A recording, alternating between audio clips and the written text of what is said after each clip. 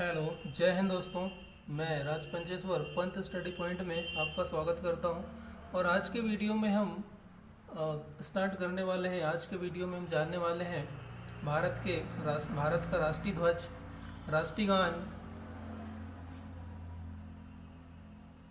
राष्ट्रीय ध्वज के बारे में, राष्ट्रीय गान के बारे में और राष्ट्रीय गीत के बारे में। साथ ही हम जानेंगे राष्ट्रीय कैलेंडर के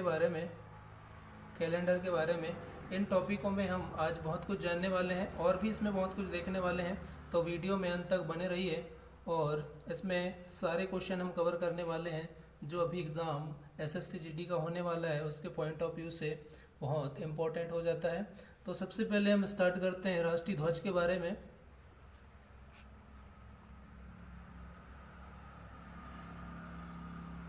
राष्ट्रीय ध्वज सभी को पता है कि राष्ट्रीय ध्वज हमारा क्या है, तिरंगा है। राष्ट्रीय ध्वज तिरंगा है। नेक्स्ट इसमें याद रखना है कि राष्ट्रीय ध्वज की लंबाई और चौड़ाई का अनुपात क्या होता है। तो याद रखना है लंबाई और चौड़ाई का अनुपात 3:2 होता है।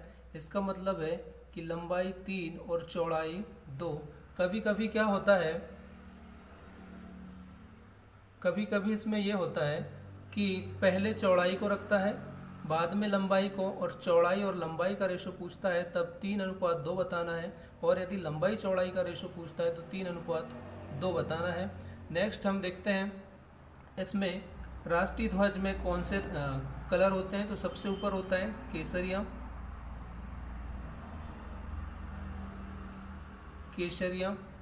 उसके नीचे होता है सफ़ेद और उसके नीचे होता है हरा। इसमें पूछा जाता है कि केसरिया रंग जो है किसका प्रतीक है। तो केसरिया रंग जो है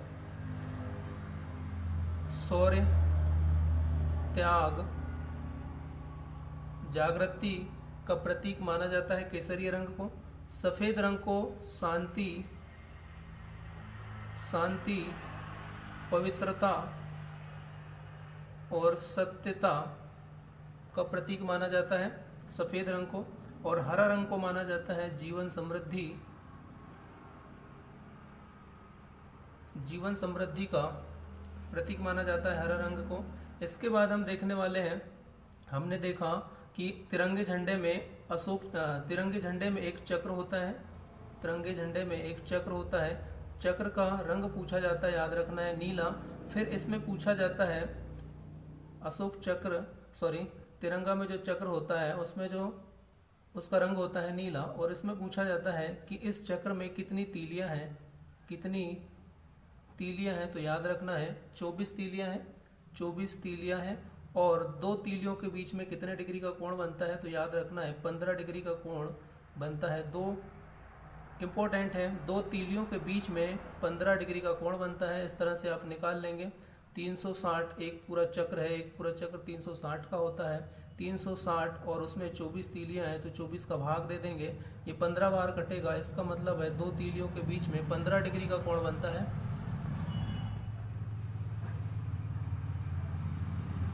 नेक्स्ट हम देखने वाले हैं इसमें राष्ट्रीय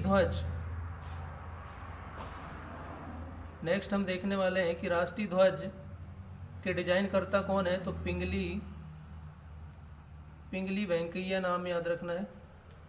पिंगली वेंकैया जो है ये पूछा जाता है राष्ट्रीय ध्वज के डिजाइन करता कौन है, पिंगली वेंकैया, इसे याद रखना है। नेक्स्ट पूछा जाता है कि शोक के समय जो है राष्ट्रीय ध्वज को कितने दिनों के लिए झुका दिया जाता है। तो याद रखना है एक 12 दिन के लिए झुका दिया जाता है और 7 दिन के लिए झुका दिया जाता है। तो याद रखना है यदि प्रेजेंट में पीएम है, वाइस प्रेसिडेंट है और प्रेसिडेंट है, मतलब प्रधानमंत्री, उपराष्ट्रपति और राष्ट्रपति जो कार्यरत हैं और उनकी यदि मृत्यु हो जाती है किसी कारणवश, तो 12 दिन के लिए झंडे को झुका दिया जाता है। और यदि पूर्व पीएम है, वाइस प्रेसिडेंट है और प्रेसिडेंट है, पूर्व प्रधानमंत्री, उपराष्ट्रपति और राष्ट्रपति की यदि मृत्यु होती है तो उस समय 7 दिन के लिए झंडे को झुका दिया जाता है। ये भी याद रखना है, पूछा जाता है। नेक्स्ट याद रखना है कि राष्ट्रीय ध्वज राष्ट्रीय ध्वज को आम लोगों को फहराने की अनुमति कब दी गई? तो 26 जनवरी 2002 याद रखना है, 2002 आम लोगों को राष्ट्रीय ध्वज फहराने की अनुमति मिली। ये पूछा जाता है कि राष्ट्रीय ध्वज फहराने की अनुमति आम लोगों को कब मिली? तो 26 जनवरी 2002, ये याद रखना है। नेक्स्ट हम देखते हैं कि संविधान ने तिरंगे झंडे को कब अपनाया? तिरंगे झंडे को तो याद रखना है 22 जुलाई 1947 को संविधान ने तिरंगे झंडे को अपनाया। ये भी पूछा जाता है। नेक्स्ट पूछा जाता है कि तिरंगे झंडे को विदेश में सबसे पहले कहाँ फहराया गया? तिरंगे झंडे को विदेश में सबसे पहले जर्मनी में 1907 जर्मनी के स्टुटगार्ड में फहराया गया। 1907 में फहराया गया। किसके द्वारा फहराया गया याद रखना है? भीकाजी कामा के द्वारा फहराया गया। इसे याद रखना है। क्रांतिकारियों की जननी कहते हैं। क्रांतिकारियों की जननी किसको कहा जाता है? तो भीकाजी कामा को कहा जाता है। इतनी चीज़ें याद रखना है। पूछा जाता है विदेश में झंडा सबसे पहले कहाँ फहराया गया? जर्मनी के स्टुटगार्ड में फहराया गया। 1907 को फहराया गया। भीकाजी कामा के द्वारा क्रांतिकारियों की जननी के रूप में इन्हें जाना जाता है। नेक्स्ट हम देखते हैं तिरंगे झंडे के बारे में। इसमें याद रखना है तिरंगे झंडे में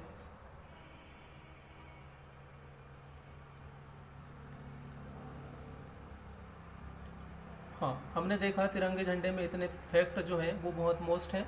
इसमें ही इतना ही। नेक्स्ट हम देखने वाले हैं राष्ट्रीय चिन्ह के बारे में। राष्ट्रीय चिन्ह हमारा क्या है? अशोक चक्र है। राष्ट्रीय चिन्ह हमारा अशोक चक्र है। इसमें याद रखना है अशोक चक्र में पूछा जाता है कि अशोक चक्र जो है वो कहाँ से लिया गया है? सभी को पता है सारनाथ कहाँ पड़ता है? यूपी। तो सारनाथ यूपी के अशोक के स्तंभ से लिया गया है। राष्ट्रीय चिन्ह हमारा अशोक चक्र है। अशोक चक्र को सारनाथ यूपी के अशोक स्तंभ से लिया गया है। इसे याद रखना है। राष्ट्रीय चिन्ह को संविधान ने कब अपनाया? तो राष्ट्रीय चिन्ह को संविधान ने 26 जनवरी 1950 में अपनाया। दूसरी चीज़ याद रखना है राष्ट्रीय चक्र अशोक चक्र में सत्यमेव जयते लिखा रहता है। सत्यमेव जयते लिखा रहता है। इसमें पूछा जाता है कि सत्यमेव जयते किस भाषा में लिखा गया है? किस लिपि में लिखा गया है? देवनागरी लिपि में लिखा गया है। ये याद रखना है देवनागरी लिपि में लिखा गया है। और किस उपनिषद से लिया गया है ये पूछा जाता है। तो याद रखना है कंठोप।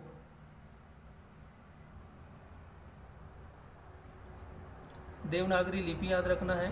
और उपनिषद हमें पता है उपनिषद 108 उपनिषद होते हैं। उन 108 उपनिषद में से कौन से उपनिषद से लिया गया है? तो इसे याद रखना है मुंडकोपनिषद।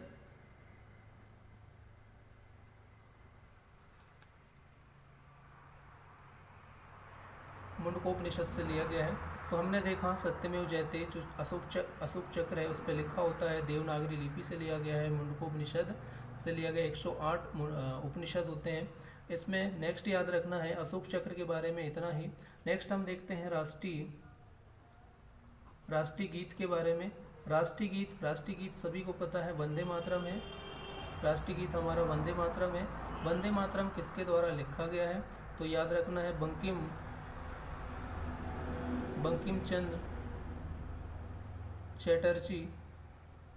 चंद्र चटर्जी के द्वारा ये लिखा गया है वंदे मातरम। इसमें पूछा जाता है राष्ट्रीय गीत को संविधान ने कब अपनाया? तो याद रखना है राष्ट्रीय गीत को संविधान ने 26 जनवरी 1950 को अपनाया। नेक्स्ट इसमें याद रखना है पूछा जाता है राष्ट्रीय गीत को सबसे पहले कहाँ गाया गया? तो 1896 कोलकाता अधिवेशन कांग्रेस का अधिवेशन होता था। कोलकाता अधिवेशन में सबसे पहले गाया गया 1896 में, और इस अधिवेशन की अध्यक्षता किया था रहमतुल्लाह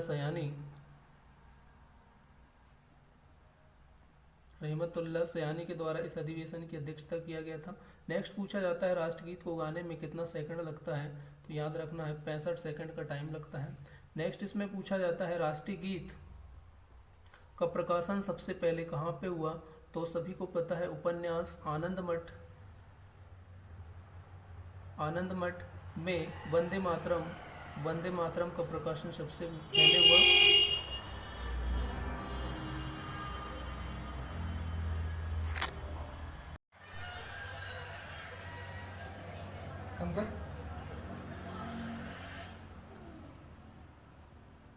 दोस्तों हम देख रहे थे उपन्यास आनंद मठ का जो प्रकाशन है वो 1882 में होता है। इसे याद रखना है। हमने देखा राष्ट्रीय गीत वंदे मातरम है, बंकिम चंद्र चटर्जी के द्वारा रचित है ये वंदे मातरम। संविधान ने इसे कब स्वीकार किया, संविधान 26 जनवरी 1950 को इसको स्वीकार किया। हमने देखा कि सबसे पहले कहाँ गाया गया, 1896 में कोलकाता अधिवेशन में रहमतुल्लाह सयानी के द्वारा अध्यक्षता की गई और यहीं पे ये पहली बार गाया गया। राष्ट्रीय गीत पूछा जाता है राष्ट्रीय गीत को गाने में कितना समय लगता है, तो याद रखना है 65 सेकंड। और याद रखना है कि आनंद मठ का प्रकाशन जो है वंदे मातरम का प्रकाशन किस उपन्यास में किया गया, तो उपन्यास आनंद मठ में 1882 को राष्ट्रीय गीत वंदे मातरम का प्रकाशन किया गया। नेक्स्ट हम देखने वाले हैं राष्ट्रीय गान के बारे में। राष्ट्रीय गान के बारे में इसमें याद रखना है, इसमें पूछा जाता है राष्ट्रीय गान हमारा क्या है, ये सभी को पता है, जनगण मन है। किसने लिखा, तो याद रखना है रविन्द्रनाथ टैगोर ने इसको लिखा। इसमें पूछा जाता है कि इसको संविधान ने कब स्वीकारा, तो इसको याद रखना है 24 जनवरी 1950 को संविधान ने इसे स्वीकारा, संविधान में इसे लागू किया गया। नेक्स्ट याद रखना है राष्ट्रीय गान में पूछा जाता है कि इसको गाने में कितना समय लगता है, 52 सेकंड का टाइम लगता है, इसे याद रखना है। इसमें राष्ट्रीय गान में पूछा जाता है कि पहली बार राष्ट्रगान जो है वो कब गाया गया, तो 1911 याद रखना है। 1911 कोलकाता अधिवेशन में गाया गया और इसकी अध्यक्षता किया था पंडित विशन नारायण धर के द्वारा, इसे भी याद रखना है। पूछा जाता है पहली बार राष्ट्रीय गान 1911 कोलकाता अधिवेशन में गाया गया, इसकी अध्यक्षता किया पंडित विशन नारायण धर ने। नेक्स्ट पूछा जाता है राष्ट्रीय गान का प्रकाशन सर्वप्रथम किस पत्रिका में हुआ, तो ये पत्रिका का नाम याद रखना है, पत्रिका तत्वबोधिनी पत्रिका में सबसे पहले 1912 में इसका प्रकाशन होता है। याद रखना है राष्ट्रीय गान जनगण मन का प्रकाशन तत्वबोधिनी पत्रिका में 1912 में होता है। नेक्स्ट इसमें पूछा जाता है कि इसका अंग्रेजी अनुवाद कब किया गया, तो 1919 में मॉर्निंग सॉन्ग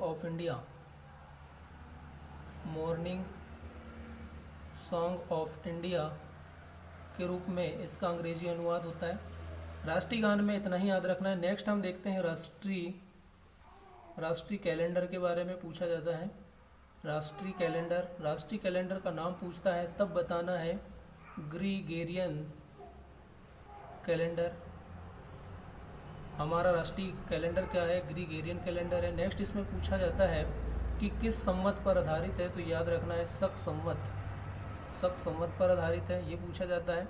इसमें पूछा जाता है इस कैलेंडर के अनुसार साल का पहला महीना कौन सा होता है, तो ये पहला महीना याद रखना है चैत्र का पहला महीना। और नेक्स्ट इसमें पूछा जाता है कि अंतिम महीना क्या होता है, अंतिम महीना कौन सा होता है, तो याद रखना है फाल्गुन जो है वो अंतिम महीना होता है। तो इतनी चीज़ें याद रखना है। राष्ट्रीय कैलेंडर हमारा ग्रीगेरियन कैलेंडर है, शक संवत पर आधारित है, ये पूछा जाता है। और इसमें पहला महीना कौन सा होता है, चैत्र का, और अंतिम महीना फाल्गुन का, ये पूछा जाता है, इसे भी याद रखना है। नेक्स्ट हम देखते हैं राष्ट्रीय पुष्प के बारे में। तो ये राष्ट्रीय पुष्प याद रखना है कमल है। ये तो सभी को पता है, लेकिन इसका साइंटिफिक नेम पूछा जाता है, साइंटिफिक नेम पूछा जाता है तो न्यूशीफेरा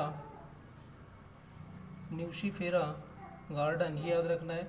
नेक्स्ट याद रखना है राष्ट्रीय पशु क्या है, राष्ट्रीय पशु क्या है, बाघ है, बाघ है। इसका भी साइंटिफिक नेम पूछा जाता है पैंथरा टाइग्रिस, पैंथरा टाइग्रिस याद रखना है। नेक्स्ट पूछा जाता है राष्ट्रीय फल क्या है, तो ये सभी को पता है आम, इसका साइंटिफिक नेम पूछा जाता है तब याद रखना है मैग्नीफेरा इंडिका, ये याद रखना है। नेक्स्ट पूछा जाता है राष्ट्रीय पक्षी पूछा जाता है, राष्ट्रीय पक्षी तो याद रखना है मोर है, और सभी को पता है मोर, और इसका साइंटिफिक नाम पूछता है पाओक्रिस्टेटस, ये याद रखना है। नेक्स्ट याद रखना है राष्ट्रीय नदी गंगा है, राष्ट्रीय नदी जो है वो गंगा है। इसको पूछा जाता है कि इसे राष्ट्रीय नदी कब घोषित किया गया, तो 2008 याद रखना है। नेक्स्ट याद रखना है राष्ट्रीय जलीय जीव पूछता है तब याद रखना है गंगा डॉल्फिन याद रखना है। इसे कब स्वीकार किया गया, तो 2009 में याद रखना है, 2009। और नेक्स्ट पूछा जाता है राष्ट्रीय विरासत पशु पूछा जाता है, तो विरासत पशु में याद रखना है हाथी, और इसे कब स्वीकार किया गया, 2010 में, ये याद रखना है। नेक्स्ट हम देखते हैं, इसमें पूछा जाता है रुपया, जो हम लिखते हैं रुपया चिन्ह को कब स्वीकार किया गया, तो ये रुपया चिन्ह किसने दिया, याद रखना है उदय कुमार डी का नाम याद रखना है। उदय कुमार डी ने ये चिन्ह रुपए प्रतीक दिया। नेक्स्ट डिजाइन किया, और इसमें पूछा जाता है कि ये कब डिजाइन किया था, 2010 में, और भारत सरकार ने इसे कब स्वीकार किया गया, 2012, ये 2012 याद रखना है, 2012 में इसे स्वीकार किया गया भारत सरकार के द्वारा। तो इतनी चीज़ें याद रखना है, हमने देखा सभी को डिटेल में, एक बार हम फिर से देखते हैं। राष्ट्रीय ध्वज हमारा तिरंगा है, इसमें लंबाई चौड़ाई का रेशो पूछता है तो ये याद रखना है। नेक्स्ट पूछता है केसरिया रंग किसका प्रतीक है, तो शौर्य, त्याग और जागृति का। सफ़ेद रंग किसका प्रतीक है, शांति, पवित्रता, सत्यता का। और हरा रंग पूछा जाता है तो जीवन, समृद्धि, याद रखना है। चक्र पूछा जाता है, चक्र का रंग कैसा होगा, नीला। चक्र में कितनी तीलियां हैं पूछा जाता है, 24। और इसमें पूछा जाता है कि दो तीलियों के बीच में कितने डिग्री का कोण बनेगा, तो 15 डिग्री याद रखना है। इसमें निकालने के लिए 360 में 24 का भाग दे देते हैं, आसानी से निकल जाता है। नेक्स्ट याद रखना है कि इस तिरंगे झंडे का डिजाइन किसने किया, पिंगली वेंकैया। और नेक्स्ट याद रखना है शोक के समय झंडा को झुका दिया जाता है 12 दिन के लिए, तब प्रेजेंट में कोई प्रधानमंत्री, उपराष्ट्रपति या राष्ट्रपति किसी का निधन हो जाता है, किसी की डेथ हो जाती है, तो उस समय 12 दिन के लिए। और पूर्व प्रधानमंत्री या राष्ट्रपति उपराष्ट्रपति है तो 7 दिन के लिए झुका दिया जाता है। फिर पूछा जाता है राष्ट्रीय ध्वज तिरंगा को आम लोगों को फहराने की इजाज़त कब मिली, तो 2002, 26 जनवरी 2002 याद रखना है। नेक्स्ट संविधान ने इसे कब स्वीकार किया, 22 जुलाई 1947, ये वेरी मोस्ट है, इसको याद रखना है। नेक्स्ट पूछा जाता है कि भारतीय झंडे को विदेश में सबसे पहले कहाँ फहराया गया, जर्मनी, स्टुटगार्ट जगह का नाम है। 1907 में किसके द्वारा, भीकाजी कामा के द्वारा। और क्रांतिकारियों की जननी के रूप में जाना जाता है भीकाजी कामा को। नेक्स्ट देखते हैं हम, राष्ट्रीय चिन्ह हमारा क्या है, अशोक चक्र है। कहाँ से लिया गया, सारनाथ यूपी, अशोक स्तंभ से लिया गया। इसमें याद रखना है 26 जनवरी 1950 को इसको स्वीकार किया गया। सत्यमेव जयते इसमें लिखा हुआ है, तो इसमें याद रखना है देवनागरी लिपि पूछता है, लिपि का नाम तो देवनागरी लिपि। और उपनिषद का नाम पूछता है मुंडोक उपनिषद, याद रखना है 108 उपनिषद होते हैं। और इसमें एक चीज़ और पूछा जाता है कि इसमें कितने शेर दिखाई देते हैं, तो इसमें याद रखना है चार शेर दिखाई देते हैं, 3 दिखाई देते हैं, एक नहीं दिखाई देता, तो कितने शेर होते हैं, 4, ये याद रखना है। नेक्स्ट राष्ट्रीय गीत के बारे में, वंदे मातरम बंकिम चटर्जी द्वारा लिखित कब संविधान में स्वीकार किया गया, इसे याद रखना है। 1896 में पहली बार कोलकाता अधिवेशन में गाया गया, रहमतुल्लाह शानी के द्वारा अध्यक्षता भी इसी ने किया था।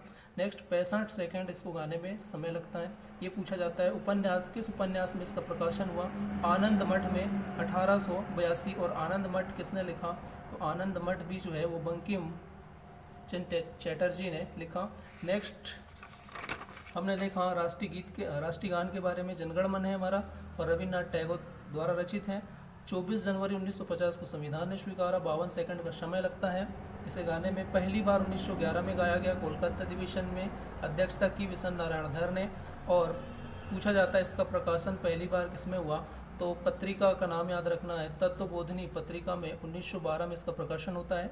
1919 में इसको अंग्रेजी अनुवाद किया जाता है मॉर्निंग सॉन्ग ऑफ इंडिया के रूप में। और राष्ट्रीय कैलेंडर हम सभी को पता है ग्रीगोरियन कैलेंडर है, शक संवत पर आधारित है।